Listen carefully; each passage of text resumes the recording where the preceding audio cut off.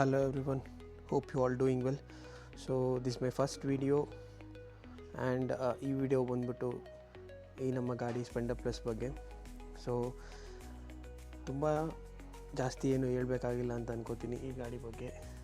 ಈ ಗಾಡಿ ಇಡೀ ನಮ್ಮ ಭಾರತದಲ್ಲಿ ಅಂದರೆ ಅರ್ಲಿ 80s 90s ಇವನ್ ಇನ್ 2000 ಕೂಡ ಕಮ್ಯೂಟರ್ ಸೆಗ್ಮೆಂಟ್ನ ಆಳಿದಂಥ ಗಾಡಿ. ಇವತ್ತು ಈ ಗಾಡಿ ಈ ಕಂಡೀಷನಲ್ಲಿದೆ.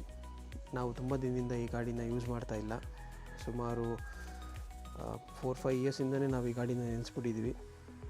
ಅಂದರೆ ರನ್ನಿಂಗ್ ಕಂಡೀಷನಲ್ಲೇ ಇತ್ತು, ರನ್ನಿಂಗ್ ಕಂಡೀಷನ್ನಿಂದ ತಂದು ನಿಲ್ಲಿಸಿರೋವಂಥ ಗಾಡಿ ಇದು. Engine is so good.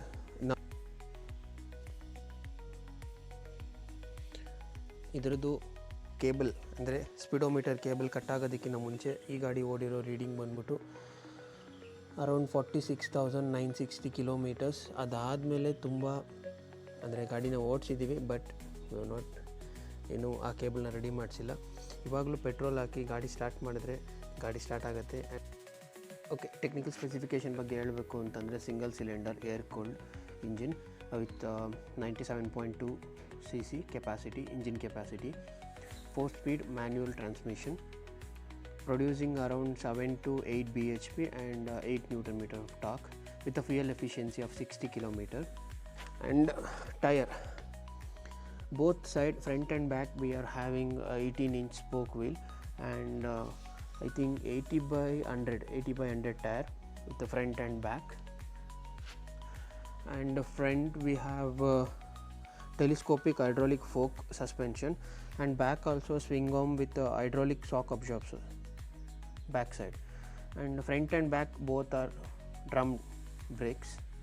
ಅದರಲ್ಲೇನು ಆವಾಗ ಅಡ್ವಾನ್ಸ್ಮೆಂಟ್ ಇರಲಿಲ್ಲ ಅಂತಲ್ಲ, ಇತ್ತು, ಬಟ್ ನಮ್ಗೆ ಇದ್ದಿದ್ದು ಆಪ್ಷನ್ ಇಷ್ಟೇ, 2 drum.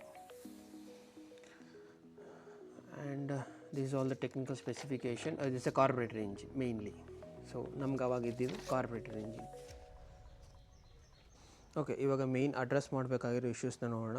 Front mudguard, need to buy a new one. Front mask, headlight and speedometer, fuel gauge, then all indicators, 4 indicator front back. And the petrol tank ನೋಡಬೇಕು ಏನು ಮಾಡಬೇಕು ಅಂತ. ಏನಾದರೂ ರಿಸ್ಟೋರ್ ಮಾಡೋಕ್ಕಾದರೆ try to restore or we need to buy a new one. And 2 side panels ಅದೊಂದು plastic ಇದು buy ಮಾಡಬೇಕು. Then I think all plastic item ನಾವು ರಿಪ್ಲೇಸ್ ಮಾಡಬೇಕಾಗತ್ತೆ. ಹೋಪ್ ಎಷ್ಟು ಸೇವ್ ಮಾಡೋಕ್ಕಾಗತ್ತೆ ಅಷ್ಟು ಸೇವ್ ಮಾಡ್ತೀನಿ. And this is a sheet. Actually ಇದ್ರ ಬಗ್ಗೆ ನಿಮ್ಗೆ ಹೇಳಬೇಕು ಅಂತಂದರೆ this is a brand new seat. ನಾವು ಈ ಗಾಡಿ ನಿಲ್ಲಿಸೋದಕ್ಕಿಂತ ಮುಂಚೆ ನಾವು ಹಾಕ್ಸಿದ್ದು ಈ ಸೀಟು. ಮತ್ತು ಇದರಲ್ಲಾಗಿರೋ ಸ್ವಲ್ಪ cosmetic damages like plastic items ಆಗಿರ್ಬೋದು, ಇಂಡಿಕೇಟರ್ ಆಗಿರ್ಬೋದು, ಆ ಫ್ರಂಟ್ ಈ ಮಡ್ಡನ್ನ ಪ್ರೊಟೆಕ್ಟ್ ಮಾಡೋಕ್ಕಿದೆಯಲ್ಲ ಈ ರಬ್ಬರ್ದು, ಇದು ಕೂಡ ಡ್ಯಾಮೇಜ್ ಆಗಿರೋದು ಸ್ವಲ್ಪ. ದೆನ್ ಈ side bag, Smith's side bag, ಈ ಬ್ಯಾಗ್ ಈ ರೇಂಜಿಗೆ ಡ್ಯಾಮೇಜ್ ಆಗೋಕ್ಕೆ ಕಾರಣ 2 ಕ್ಯಾರೆಕ್ಟರ್ಸ್ ಇದೆ. ಆ ಕ್ಯಾರೆಕ್ಟರ್ಸ್ನ ನೆಕ್ಸ್ಟ್ ಕ್ಲಿಪ್ಪಲ್ಲಿ ನಿಮಗೆ ಆ್ಯಡ್ ಮಾಡ್ತೀನಿ, ನೋಡ್ಕೋಬೋದು.